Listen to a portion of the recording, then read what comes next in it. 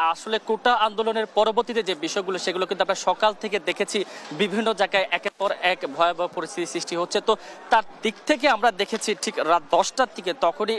এখানে শরিয়াকড়ার এখানে কিন্তু আমরা দেখেছি টোল প্লাজায় সেখানে যে টোল প্লাজাটি রয়েছে সেটি আগুন দিয়েছিল দুর্বৃত্তরা এবং সেটি একটা ঘটনা ছিল। অবশ্য পরবর্তীতে পুলিশের সাথে এক ধরনের সংঘর্ষ বাধে এবং পরবর্তীতে এখনো পর্যন্ত আমরা সেই শরিয়াকড়ার খবর নিয়েছি এবং সেখানে কিন্তু আগুন নিয়ন্ত্রণ করা যায়নি। এখন আমরা রয়েছি যাত্রাবাড়ি কুতুবখালী যে সড়কটি রয়েছে সেই সড়কটি সামনে এবং একই সাথে যদি আমরা একটু দেখানোর চেষ্টা করি এখানে যে অবস্থানটি রয়েছে এখানে কিন্তু যে নিচে বিভিন্ন ধরনের যে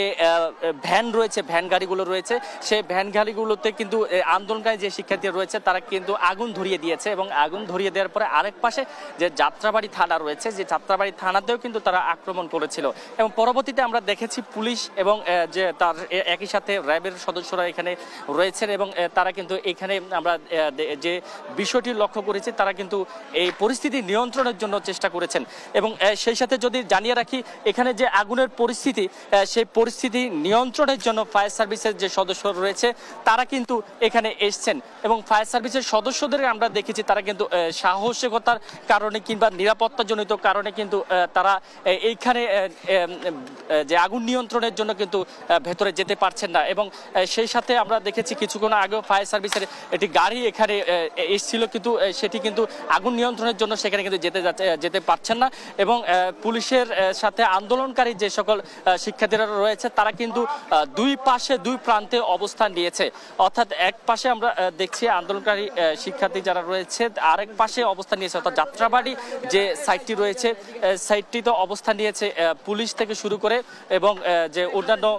যে বিভিন্ন রাজনৈতিক দল অর্থাৎ আওয়ামী লীগের রাজনৈতিক দলের কর্মীরাও কিন্তু এখানে অবস্থান নিচ্ছেন আমরা লক্ষ্য করতে পারছি। তো আসলে এই সব কিছু মিলে এখানে এখন যে পরিস্থিতি সে পরিস্থিতি কিন্তু অনেকটাই থমথমে অবস্থা বিরাজ করছে এবং সেই সাথে আমরা দেখেছি এখানে পুরো যান চলাচলের যে বিষয়টি সেটি কিন্তু এই সড়কটিতে একেবারে বন্ধ হয়ে গেছে এবং সেই সাথে আমরা এর আগেও টিএসসি এলাকাতে গিয়েছিলাম এবং সেই টিএসসি এলাকাতেও আমরা যে পরিস্থিতি দেখেছিলাম সেখানে বিভিন্ন জায়গায় অর্থাৎ শেখ হাসিনা বার্ন ইউনিটের সামনে কয়েক দফায় ককলেট বিস্ফোরণ করেছিল আন্দোলনকারীরা। তো এখন পর্যন্ত